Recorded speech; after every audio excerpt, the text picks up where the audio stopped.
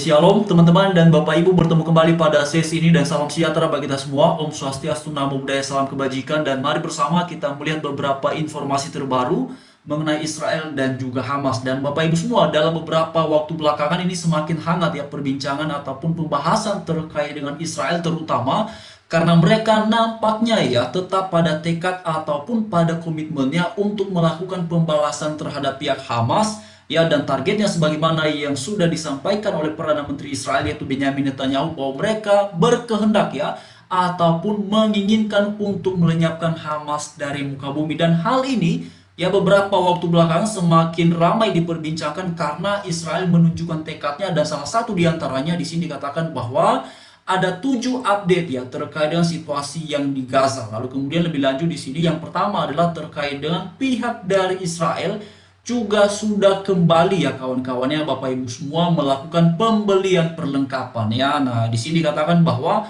Biden jual tank ke Israel ya. Lebih lanjut pemerintahan ya, Presiden Joe Biden mengatakan ya bahwa pihaknya sudah menyetujui ya terkait dengan penjualan yang hampir 14.000 ya amunisi kawan-kawannya, dan juga ada tank senilai ya. Wah, ini fantastis Bapak Ibu ya. Ini angkanya besar sekali ya ke Israel ketika Israel yang melakukan penyerangan intensif terhadap Hamas di jalur Gaza Selatan. Nah, ini dia Bapak Ibu ya, itu yang tadi saya katakan di awal.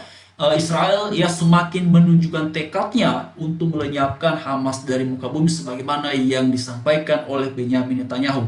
Lalu kemudian juga dikatakan lebih lanjut bahwa langkah ini dilakukan ketika ya permintaan Joe Biden ya untuk paket bantuan ya yang senilai, wah ini nominalnya besar sekali kawan-kawannya. Lalu kemudian Bapak Ibu semua, lebih lanjut lagi pada bagian keduanya ya juga dijelaskan terkait dengan memang ada pro kontra ya, tentu ada yang pro terhadap Israel tetapi juga sebaliknya ada yang kontra. Nah, seperti yang ada di sini teman-teman ya. Mengecap Israel ya dengan istilah seperti ini ya. Lalu kemudian Bapak Ibu semua, oleh karena pihak dari Israel ya yang sudah sangat bertekad untuk melenyapkan Hamas dari muka bumi, dan tentu memang mereka tidak bisa melakukannya kalau hanya sendiri ya.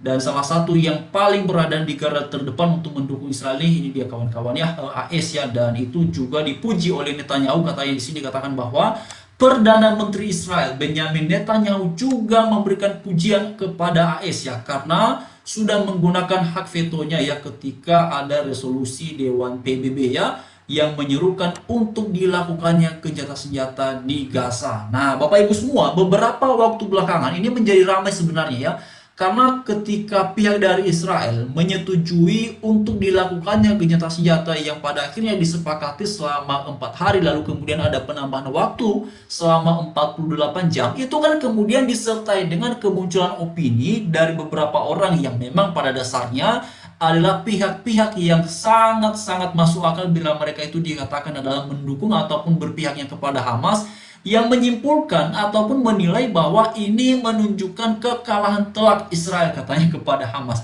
Ya, padahal ya ketika pihak Israel usai menyetujui dilakukannya gencatan senjata, pertimbangan utamanya salah satu diantaranya yang disampaikan oleh Benyamin Netanyahu adalah demi pembebasan sandera. Lalu kemudian itu juga disertai dengan penjelasan dari Netanyahu maupun Yoav Gallant sebagai Menteri Pertahanan yang mengatakan bahwa usai gencatan senjata ini maka Israel kembali akan melanjutkan apa yang sudah dimulai, yaitu mau melenyapkan Hamas dari muka bumi. Jadi memang mengherankan sekali ya ketika beberapa waktu yang lalu ini, bahkan sampai hari ini kawan-kawannya, opini itu bahwa Hamas ini yang menang, Israel yang kalah. Saya heran sekali Bapak Ibu, dari mana parameter ataupun kemudian ukuran tersebut ya dibangunnya, saya nggak tahu Bapak Ibu. Tetapi begini kawan-kawan, saya mau sampaikan ini, sebenarnya saya mau pesan utamanya itu ya situasi yang sedang berlangsung di sana ya. Kalau kita berkeinginan ya agar situasi ini benar-benar kembali kondusif, dan secara pribadi ya itu adalah harapan saya, karena begini teman-teman ya Bapak Ibu semua, yang sedang paling membutuhkan perhatian itu adalah masyarakat biasa ya, baik yang ada di Gaza maupun yang ada di Israel. Tentu mereka butuh agar situasi ini benar-benar kembali membaik ya, benar-benar kembali kondusif. Nah, bagaimana caranya? Ya harusnya jangan membangun opini-opini yang mendiskreditkan satunya lalu kemudian memuji yang satunya. Sedangkan pada kenyataannya ya kita bisa menilai sendiri ya kawan-kawan Bapak Ibu semua ya, kalau memang Israel itu kemudian benaran menang, benaran kalah dan Hamas yang menang, ya tentu kan mereka tidak akan terus-terusan mendeklarasikan secara terbuka ya bahwa mereka akan terus yang melakukan serangan, dan itu dibuktikan oleh mereka sendiri ya. Jadi kawan-kawan semua, saya sih melihatnya ini hanya upaya-upaya untuk membentuk opini publik ya. Tapi begini sebenarnya, apakah dengan cara-cara seperti itu membuat ini tercapainya, terwujudnya perdamaian secara cepat? Ya, Bapak Ibu semua kita melihat ya, Israel ini sudah didoakan dibinasakan, didoakan di apa namanya sampai ada apa istilah-istilahnya itu kawan-kawannya yang, aduh saya kurang tahu tuh Bapak Ibu. Jadi ya misalnya mereka bikin serangan ya dalam bentuk doa-doa ya kepada Tuhan untuk Israel dibinasakan dan segala macamnya, lalu kemudian berbagai macam metode yang mereka terapkan ya bagi saya memang kita tidak bisa melarang ya cara-cara tersebut, tapi pertanyaannya begini, apakah dengan cara yang demikian ini bakalan membuat situasinya membaik, sedangkan kita ya mungkin teman-teman juga setuju dengan apa yang saya katakan ini, kita mengharapkan agar ini situasinya benar-benar kondusif ya, benar-benar kembali membaik, karena lagi-lagi masyarakatnya yang perlu diperhatikan. Jadi kalau mau situasinya sebenarnya membaik ya, kalau mau situasinya benar-benar kembali kondusif, maka suarakan perdamaian itu tak perlu dengan cara mengecap salah satu di antara keduanya ya, tetapi mesti dengan jujur mengakui bahwa situasi yang sedang berlangsung hari-hari ini itu tidak bisa diabaikan, bahwa tak ada asap kalau tak ada api. Serangan ini dimulai oleh pihak Hamas ya, yang membuat Israel kemudian memang melakukan serangan yang bertubi-tubi kali lipat lebih intensif ya. Nah itu Bapak Ibu ya. Ya memang kalau ada yang kemudian mengecam, ya bagi saya silakan-silakan saja, tidak jadi persoalan ya. Bagi saya silakan-silakan saja. Namun kecaman kepada Israel yang didalilkan pada keprihatinan terhadap kemanusiaan itu agak ganjil menurut saya Bapak Ibu. Kenapa? Karena juga tidak bisa dipungkiri bahwa ketika Hamas menyerang Israel, ada lebih dari 1.000 warga Israel yang menjadi korban pada tanggal 7 Oktober yang lalu itu. Dan kenapa? Ya kenapa kemudian ketika ramai dan bersemangat menyuarakan keprihatinan terhadap kemanusiaan, kok hal yang serupa tidak diutarakan juga ya kepada Hamas ya, yang juga sudah menjadikan warga Israel menjadi korban lebih dari 1.000 ketika mereka melakukan serangan dadakan itu ya. Kenapa Hamas tidak dikecam demi keprihatinan terhadap kemanusiaan sebagaimana Israel dikecam karena prihatin terhadap kemanusiaan? Alasannya kan karena warga biasa yang tidak bersalah. Nah kan sama, ketika Hamas menyerang pun banyak warga yang tidak bersalah menjadi korban atas situasi itu. Nah itulah yang kemudian bagi saya secara pribadi ini sesuatu yang tidak fair ya. Bahkan kemudian di tengah-tengah semangatnya untuk menyuarakan perdamaian, menyuarakan apa namanya hentikan serangan, tapi juga doain Israel untuk dibinasakan. Nah ini bagaimana kawan-kawan? Memang ini pada akhirnya ya, saya melihatnya begini ya, selama Israel dikecam, dikutuki, dan diharapkan untuk binasa, tak mungkin Israel bakalan berdiam diri. Tak mungkin Israel bakalan ya pasrah. Tidak mungkin itu bakalan dilakukan kawan-kawan. Jadi sebenarnya mengecam, mendoakan untuk mereka dibinasakan dan segala macam itu bukan solusi ya. Ya, bukan solusi. Jadi memang kawan-kawan antara seruan dengan seruan ini sebenarnya kontradiktif ya.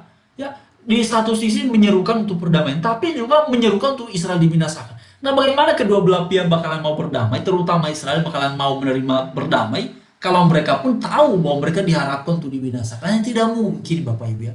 Jadi ya bagi saya secara pribadi, ayo yang berbeda opini, berbeda pendapat, bagi saya silakan saja teman-teman. Tapi ini harapan saya, dan saya meletakkan cara berpikir seperti ini pada asas keprihatinan terhadap kemanusiaannya. Dan itu bukan hanya prihatin terhadap yang ada di Gaza, tapi warga yang ada di Israel pun. Artinya kepada kedua-duanya ya, kepada kedua-duanya patutlah diberikan support, patutlah diberikan perhatian, karena mereka adalah masyarakat biasa yang tidak terlibat, yang tidak tahu menahu mengenai situasi ini ya. Jadi itu bagi saya ya kawan-kawan dan Bapak Ibu semua, mungkin kalian punya opini yang berbeda, punya gagasan yang berbeda, yaitu kan hal yang lumrah ya. Kalau kita berbeda penilaian, berbeda opini dalam hal yang seperti ini, tapi saya melihatnya demikian ya.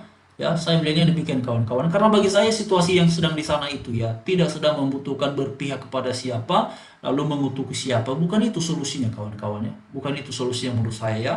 Ya, dan ini saya suarakan demi semoga di sana segera tercapai dan terwujudnya kondisi yang kembali membaik. Itu yang paling penting ya. Jadi sekian saudara-saudari, teman-teman, Bapak Ibu semua, silahkan juga berikan responnya di kolom komentar yang tersedia, dan mari kita terus bersama menyuarakan kebaikan, menyuarakan kebenaran apa adanya, bukan ada apanya, tetapi juga mesti dengan bijaksana. Terima kasih bagi semuanya teman-teman yang juga sudah senantiasa mensupport ya channel kita ini. Tuhan Yesus memberkati Bapak Ibu dalam segala pergumulan kehidupan ya, dalam segala cita-cita. Tuhan Yesus yang campur tangan dan menjadikannya berhasil ya. Tentu itu menjadi doa dan harapan kita semua ya, dimanapun sahabat-sahabat semuanya berada. Jadi terima kasih dan selamat hari Minggu, selamat beribadah, Tuhan Yesus memberkati.